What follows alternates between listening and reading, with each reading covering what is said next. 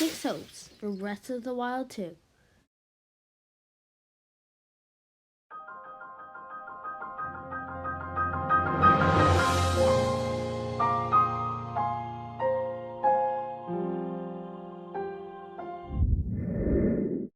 Before I get into this video, make sure to subscribe with notifications on so you don't miss any of my videos. Thank you so much for the support that I got on my last My Hopes video. So because of that, I've decided to make it a series. Every time I'll have a different collaboration.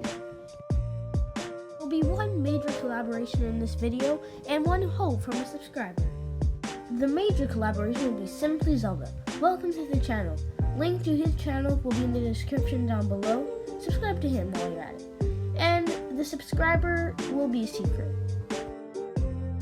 So before we get started, just a quick thank you message to all of my subscribers. And even if you're not subscribed, just really quick.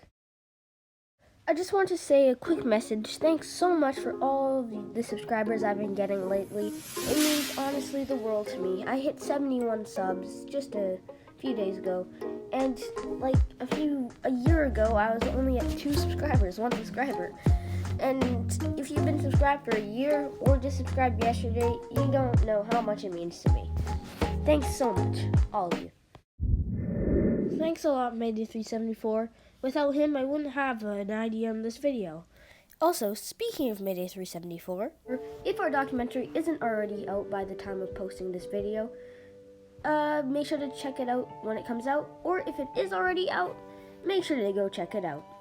Now, onto the video. So sadly, but not so sadly, the sequel to The Legend of Zelda Breath of the Wild was delayed until spring 2023. Now we can really think about what we hope will happen for this game. I already know what I hope will happen. Let's check it out.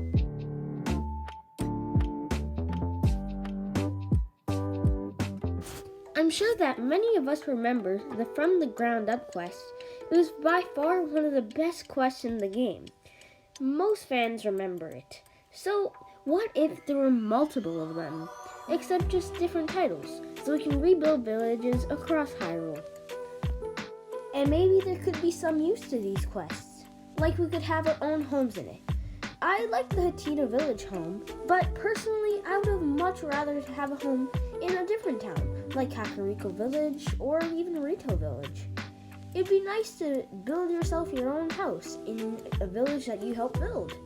And you can maybe have like a teleportation place. Not sure. Well, the sky is the limit after all.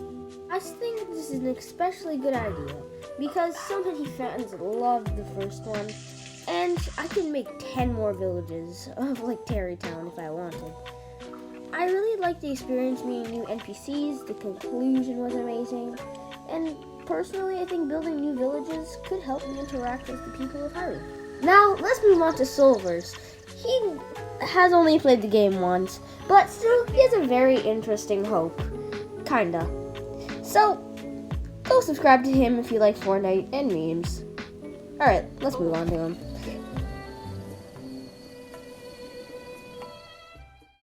In Breath of the Wild 2, I would like Ganondorf and his gang to capture Link and Zelda. So, for Breath of the Wild 3, there could be like an escape level, I should say. Sorry guys, but I don't know much about the Zelda game. Thank you. Now, let's move on to Simply Zelda.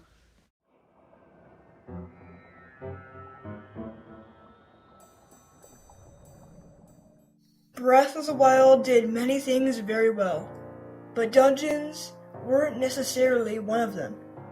They went for more of a quantity over quality, with lots of mini dungeons coming in the forms of shrines.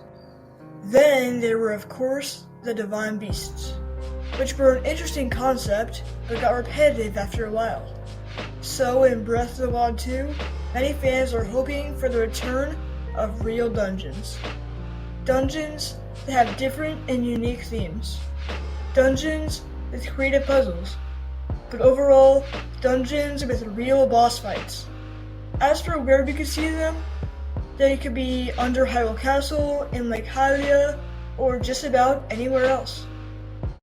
Amazing take, Simply Zelda. Oh, I think you have another one. Let's check it out.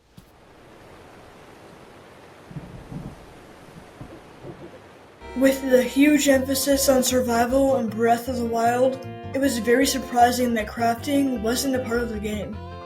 It seemed like the type of mechanic that was made for it. So maybe this will be added to the sequel.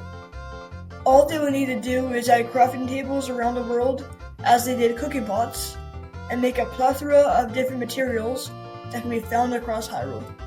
There's already wood and jewels, so they are already partially there. Very interesting, I must say. Well, I have another hope.